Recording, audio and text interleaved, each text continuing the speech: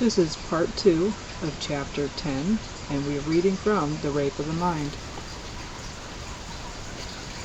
He needs help in doing them.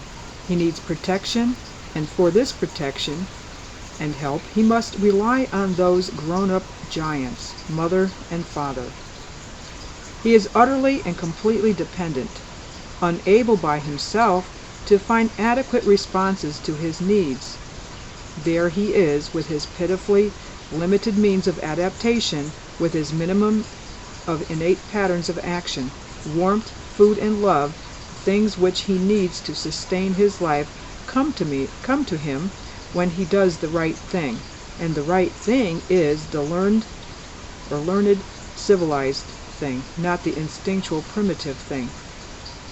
The giants, his parents, make demands on him. They begin to mold him according to their own habits, and the infant must submit to all these external demands in order to get what he wants and needs.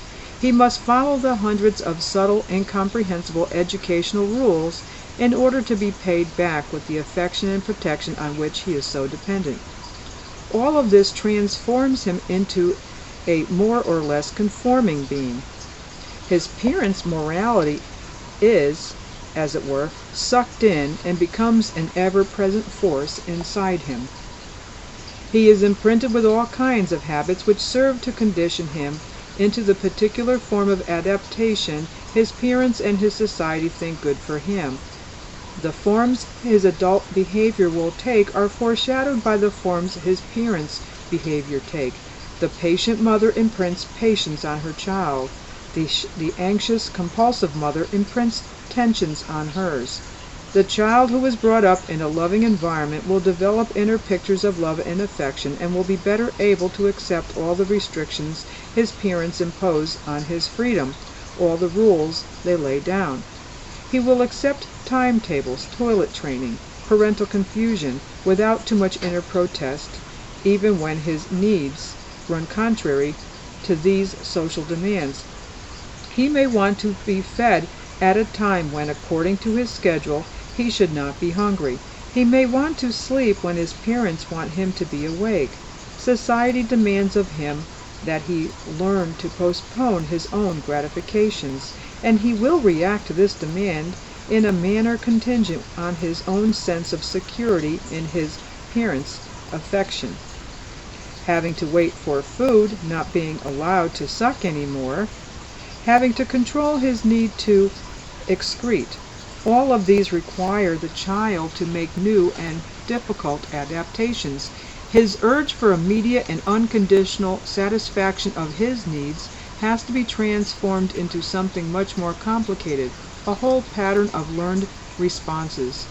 It is not important for us to describe here the different ways in which these early cultural obligations are met by the child, but it is important to understand that the cradle and the nursery change and recondition the innate natural responses of the unsocial primitive child to mold him into an adult, who may be left from his childhood a legacy of frustration stemming from his molding process. Individual problems are caused by individual patterns of child rearing. These very patterns are themselves to some degree the product of the cultural traditions in which they are rooted and the mores of the community in which the child is born. To the degree that our society imposes on children frustrations and restrictions for which they are neither biologically nor emotionally ready, to that degree our culture paves the way for adult behavior problems and for neurotic attitudes of submission or aggression, which may find expression in allegiance to some totalitarian group.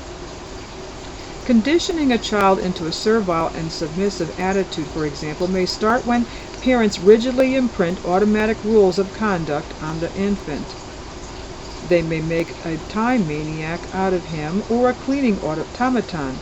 They may compel him to speak too early or to be silent when his voice itches to burst out of his throat, or to sleep when his body is throbbing with the energy of wakefulness. Such parents impose on their child a constant feeling of guilt. He feels disturbed and unhappy every time he does not comply with their demands, and at the same time they force him to love them even when they are disagreeable. They may compel him to apologize for behavior which seems to him to be perfectly acceptable. They may demand that he confess to crimes which do not exist as crimes for him at his age.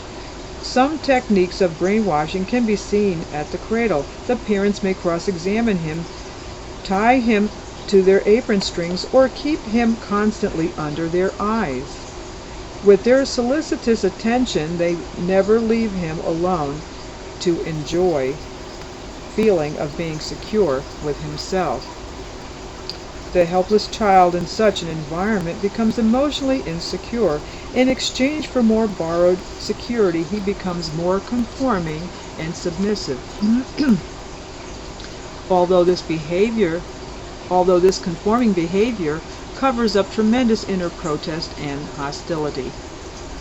When parents do not permit a child to express his instinctual needs openly and directly, they force him to look for other ways to express them.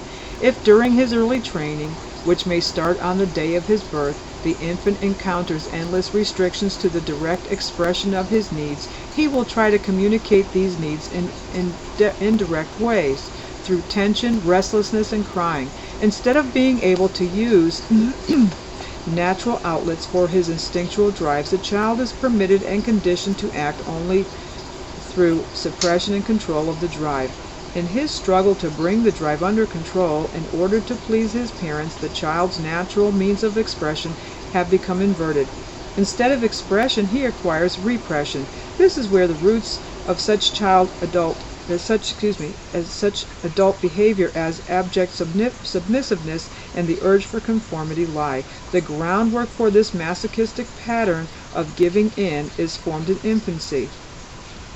Submission and confession are the only strategies possible for the child in a world that is too overpowering for him to handle. Inner rebellion, hostility, and hatred must be expressed in a paradoxical way. The child's rigid silence is proof that he wants to cry and yell. He may reproach and attack the hostile world indirectly through magic gestures, clownish behavior, or even epileptic fits. Compelled to suppress his instinctual needs and his means of achieving their gratification, he may conceal their existence even from himself. Surface conformity becomes his only means of communication, and when this happens, words and gestures acquire a concealing function. He never says what he means, and gradually he doesn't even know what he means. The carryovers into adult life of this kind of child rearing are obvious. Trained into conformity, the child may well grow up into an adult who welcomes with relief the authoritarian demands of a totalitarian leader. It is the welcome repetition of an old pattern that can be followed without investment of new emotional energy. Trained previously to divert his aggression to scapegoats, he may now displace his hidden resentments against his parents' rules and regulations toward society as a whole, or he may find release for them in the wild explosion of pent-up aggression which is exemplified by the lynch mob or by Hitler's stormtroopers. Other forms of parental behavior also have their effect on the child. If the child is trained precociously in habits that would otherwise develop spontaneously at a later age, he may show all kinds of distortions in his natural behavior. The example of the effect of precocious toilet training is common, but there are many other parental commands that can have the same effect on the child. The way the child is clothed, or the parent's constant demand that he always be quiet, asleep, and motionless are equally valued examples. When any command is too strictly applied before the child is able to cope with it, it exerts an enormous frustrating influence. What was enforced on the child by some outside power becomes an inner automatic rule, a compulsion. Let us return to the toilet training example for a moment, though it is only one single part of the whole system of training. The child who is trained to control his need to excrete at too early an age learns to keep himself clean and constipated under all circumstances. His body learns how to control itself automatically, but somewhere inside him the child feels contempt for those who have forced him into this behavior. And I will stop it right there. This was part 2 of chapter 10, and I'll be seeing you in part 3. We are reading from The Rape of the Mind by Juste A.M. Merleau.